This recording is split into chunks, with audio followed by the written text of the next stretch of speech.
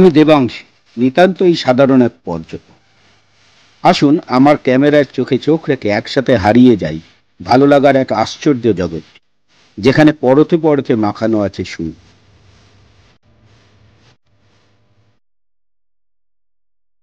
নমস্কার বন্ধুরা, আপনারা দেখছেন আমার ইউটিউব চ্যানেল চলুন হারিয়ে যাই। আপনারা দেখছেন আমাদের খাজুরাহো অমরকণ্টক রাইডের সিরিজের ভিডিও। আজ নিয়ে এসেছি চতুর্থ পার্ট। এই চতুর্থ পার্টে আমরা আপনাদেরকে শোনাবো খাজুরাহোর একটা সংক্ষিপ্ত ইতিহাস।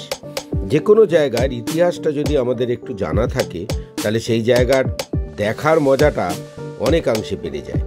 চলুন খাজুরাহোর ইতিহাসটা তাহলে সংক্ষেপে জেনে নেওয়া যাক। 925 থেকে 1500 খ্রিস্টাব্দ পর্যন্ত মধ্য ভারতে ছিল চান্দেলা রাজত্ব। এই চান্দেলার ছিলেন মূলত উত্তর ভারতের প্রতিহার রাজাদের আশ্রিত। পরে অবশ্য তারা স্বাধীন রাজত্ব প্রতিষ্ঠা করে। মূলত বিভিন্ন যুদ্ধ জয় এবং রাজক্ষমতা প্রদর্শনের উদ্দেশ্যে চান্দেলারা মন্দির প্রতিষ্ঠা শুরু করেন। চান্দেলা রাজারা মোট 85টা মন্দির প্রতিষ্ঠা করেছিলেন, যদিও আজ তার মধ্যে মাত্র 25টার খোঁজ পাওয়া গেছে। 925 খ্রিস্টাব্দে চান্দেলা রাজা যশবর্ধন প্রথম লক্ষণ মন্দির প্রতিষ্ঠা করেন।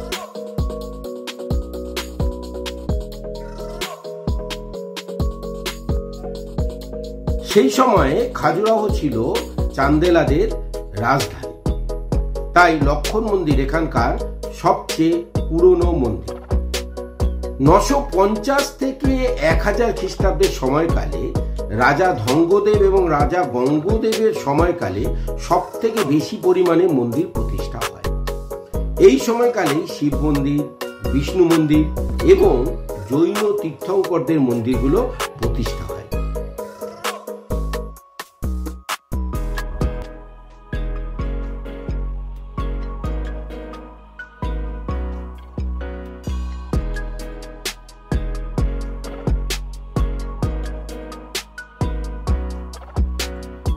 এক 1000 থেকে 1050 খ্রিস্টাব্দ, এই সময়টাকে আমরা নাগর সভ্যতার চূড়ান্ত উৎকর্ষের সময় বলতে পারি।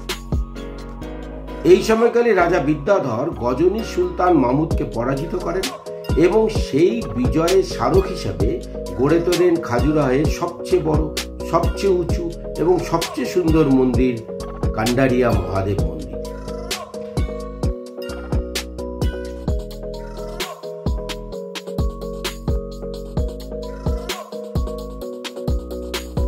এই সময়কালে প্রতিষ্ঠিত হয় দেবী জগদম্বা মন্দির। ভারতে 3 ধরনের নাগর শৈলী প্রচলন ছিল। এক হচ্ছে খাজুরাহো নাগর শৈলী, 2 হচ্ছে ওড়িয়া নাগর শৈলী এবং 3 হচ্ছে সোলাঙ্কি নাগর শৈলী। এই সোলাঙ্কি নাগর শৈলীটা দেখা যায় মূলত গুজরাট, রাজস্থান এসব অঞ্চলে। নাগর শৈলীর প্রধান বৈশিষ্ট্য হলো মন্দিরগুলো সুউচ্চ বেদির ওপর এবং সুউচ্চ শিখর যুক্ত। উড়িষ্যা শৈলীর মতো জগমোহন কিন্তু অন্য শৈলীগুলোতে দেখা যায় না। উড়িষ্যা এবং খাজুরাহো মন্দিরের গাত্রে যেরকম মৈথুনরত নরনারীর মূর্তি দেখা যায়, সোলাঙ্কি শৈলীতে আবার সেটা দেখা যায় না। সোলাঙ্কি মন্দির শৈলীতে আবার মন্দির লাগোয়া বিশাল জলাশয় থাকে, এটা তার বৈশিষ্ট্য।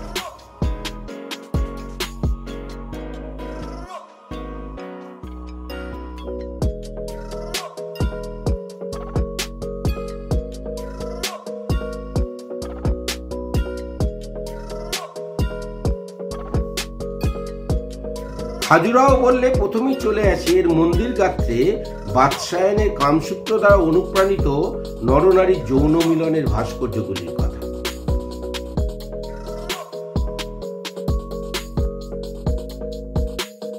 কিন্তু মজার ব্যাপার হচ্ছে এই ভাস্কর্যগুলো কিন্তু মোট ভাস্কর্যের খুব বেশি হলে 2%, তার বেশি নয়। তার পরিবর্তে বিভিন্ন দেবদেবী, পৌরাণিক লোককথা, দৈনন্দিন জীবনের বিভিন্ন ঘটনা এবং প্রচুর সংখ্যায় শৃঙ্গাররত, মানে সাজসজ্জা করছে এরকম নারী মূর্তি দেখা যায়। এই শৃঙ্গাররত নারী মূর্তিগুলো কিন্তু বলা যায় খাজুরাহের ট্রেডমার্ক। এছাড়া মন্দির গাত্রে অলঙ্করণে প্রচুর পরিমাণে হাতি, ঘোড়া, বিভিন্ন গৃহপালিত জীবের ব্যবহার দেখা যায়। এছাড়া আক্রমণের ভঙ্গিতে দণ্ডায়মান এক প্রকার সিংহ এবং বাঘের মূর্তিও প্রচুর পরিমাণে দেখা যায়, যাদেরকে বিড়াল বলা হয়। ভক্ত এবং রাজ অনুগ্রহে কোনো অভাব না থাকায় মন্দিরগুলির সম্পদ উত্তরোত্তর বাড়তে থাকে এবং তার খবর চারদিকে ছড়িয়ে পড়তে থাকে।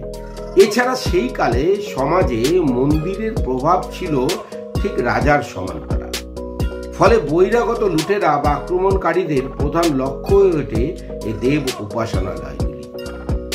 বহুদিনের, বহুজনের, বহু পরিশ্রমের, বহু অর্থব্যয়ে গড়ে ওঠা এই মর্তের নন্দনকানন তাই বারবার ক্ষতবিক্ষত হয় বহিরাগত আক্রমণে, মূলত মুসলিম লুটেরা বা শাসকদের আক্রমণ। চলে যথেচ্ছ লুটপাট, ভাঙচুর, অগ্নিসংযোগ এবং নির্বিচারে হত্যা। প্রতিটি মন্দিরের বিগ্রহের উপর চলে সবচেয়ে বড় আক্রমণ। চূড়ান্ত ক্ষতিগ্রস্ত হয় প্রতিটি বিগ্রহ, লুট হয়ে যায় মন্দিরের বিপুল ধনরাশি। প্রথম দিকের আক্রমণগুলো চান্দেলা রাজারা অনেকাংশে প্রতিহত করতে পারলেও উত্তর ভারতে মুসলিম শাসকদের প্রভাব বৃদ্ধির সাথে সাথে চান্দেলাদের ক্ষমতাও ক্ষীণ হয়ে আসে, ফলে তাদের প্রতিরোধ ক্ষমতাও কমতে থাকে। 1495 খ্রিস্টাব্দে ইব্রাহিম লোদির আক্রমণে শেষ প্রতিরোধটাও ভেঙে পড়ে, শেষ হয়ে যায় চান্দেলা শাসনের অবসান।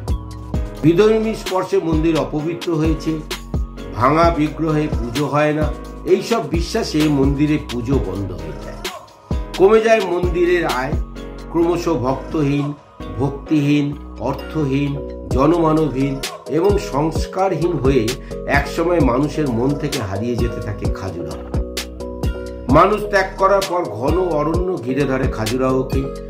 খাজুরাহ থেকে যায় রহস্যময় অরণ্যে ঘেরা এক গল্পকথা হয়ে। শিকরের নিগুড় বহনে মন্দির বাধা পড়ে সাপদ সংকুল অরণ্যে। বেঁচে যায় খাজুরাহ লুটেরাদের লুণ্ঠন থেকে। কোনারক যে লুণ্ঠন থেকে নিজেকে বাঁচাতে পারে, ফলে কোনারক হারিয়েছে তার অনেক অমূল্য সম্পদ কালের গহ্বরে। হয়তো শিকরের চাপে মন্দিরের বেশ কিছু ক্ষতি হয়েছে এই কয়েক শতাব্দীতে, কিন্তু সম্পদ বেঁচে গেছে, এটাই সবচেয়ে বড় কথা। এভাবেই কেটে যায় প্রায় 350 বছর। হ্যাঁ, 350 বছর। প্রচলিত লোককথায় অনুপ্রাণিত হয়ে 1838 খ্রিস্টাব্দে ইংরেজ ইঞ্জিনিয়ার টি.এস. বার্ট স্থানীয় পথপ্রদর্শকদের নিয়ে ঘন অরণ্যের মাঝে খুঁজে বের করেন আজকের খাজুরাহ। আবার পৃথিবীর মানুষের সামনে আত্মপ্রকাশ করে মানুষের বানানো এই নন্দনকানন। 1850 খ্রিস্টাব্দে আলেকজান্ডার কানিংহামের উদ্যোগে ভারতীয় পুরাতত্ত্ব বিভাগের মাধ্যমে শুরু হয় এর পুনরুদ্ধারের কাজ, যে কাজ আজও চলছে। ঘন জঙ্গল পরিষ্কার করতেই বেরিয়ে এলো কারুকার্যময় বিভিন্ন সাইজের ছড়িয়ে ছিটিয়ে থাকা কারুকার্যময় বিভিন্ন সাইজের পাথরের এক বিস্তীর্ণ সমুদ্র। হ্যাঁ, সমুদ্র তো একেও বলে। ভগ্ন মন্দিরকে রক্ষা করার সাথে সাথে এই ভাঙা পড়ে থাকা পাথরগুলোকে তাদের নিজস্ব স্থানে পৌঁছে দেওয়ার, স্থাপন করা, পুনঃপ্রতিষ্ঠিত করার এক অসম যুদ্ধ শুরু হলো, যাকে অসম্ভব যুদ্ধও বলা যায়। সেই কাজ কিন্তু এখনো শেষ হয়নি, আজও চলছে। এই কাজে সাফল্যের সম্ভাবনা ছিল অতিশয় ক্ষীণ। প্রয়োজন ছিল অসম্ভব নিষ্ঠা, অধ্যবসায় এবং কাজের প্রতি অদম্য ভালোবাসা, আর প্রয়োজন ছিল প্রচুর অর্থ। তৎকালীন ইংরেজ সরকার এবং পরবর্তীতে স্বাধীন ভারতের সরকারের আর্থন্য করলে সেই কাজ আজও হয়ে চলেছে, যার ফলস্বরূপ আজ আমরা দাঁড়িয়ে আছি বিশ্বের বিস্ময় 1986 সাল থেকে ঘোষিত ইউনেস্কো ওয়ার্ল্ড হেরিটেজ সাইট খাজুরাহের সামনে। খাজুরাহ মন্দির বলতেই, যদিও এর গাত্রে খোদিত বাদশায়নের কামসূত্র দ্বারা অনুপ্রাণিত কামোত্তেজনামূলক মূর্তিগুলোর কথাই মনে পড়ে, তথাপি এরা কিন্তু খাজুরাহের মোট ভাস্কর্যের 2% অধিক নয়। এই মন্দির গাত্রের আনাচে কানাচে ছড়িয়ে আছে মণিমুক্ত। এই হাতি ঘোড়ার প্যানেলগুলো দেখুন, যেন পাথরে খোদাই করা আলপনা। আধুনিক মানুষ তার উন্নত প্রযুক্তি, উন্নত যন্ত্রপাতি নিয়ে যে কাজ করার কথা কল্পনাই করতে পারেনি। ভাবতে অবাক লাগে, আজ থেকে 1000-এরও বেশি বছর আগে আমাদের পূর্বপুরুষ সেই কাজ অবলীলাক্রমে করে গেছে। ছেনি আর হাতুড়ির গায়ে তারা লিখে রেখে গেছেন অনেক গল্প এই পাথরের উল্লম্ব গ্রন্থাগারে, যার সামনে দাঁড়ালে ভারতীয় হিসাবে গর্বে বুক ভরে ওঠে, মাথা নিজে থেকেই নত হয়ে আসে। আপনারা অবশ্যই খাজুরাহো আসবেন, অবশ্যই আসবেন, এবং হাতে যথেষ্ট সময় নিয়ে আসবেন। না হলে কিন্তু অনেক গল্প শোনা হয়ে উঠবে না। অনেক গল্প নিয়ে খাজুরাহো অপেক্ষা করছে আপনাদের জন্য। হাতে সময় না নিয়ে এলে কিন্তু আফসোস নিয়ে বাড়ি ফিরতে হবে। আমাদের আজকের ভিডিও আজ এই পর্যন্তই। দেখা হবে পরের এপিসোডে। আমাদের এই যে খাজুরাহো সিরিজ আপনাদের কেমন লাগছে সেটা অবশ্যই কমেন্ট সেকশানে জানাবেন। আর ভালো লাগলে বন্ধুবান্ধবের মধ্যে শেয়ার করবেন এবং তাদেরকেও বলবেন আমার চ্যানেলটা যেন তারা সাবস্ক্রাইব করে নেয়। তাহলে সবাই ভালো থাকবেন। সবার জন্য সুস্থতা কামনা করে আজকের মতো আসি। আপনারা এতক্ষণ দেখছিলেন আমার ইউটিউব চ্যানেল চলুন হারিয়ে যাই।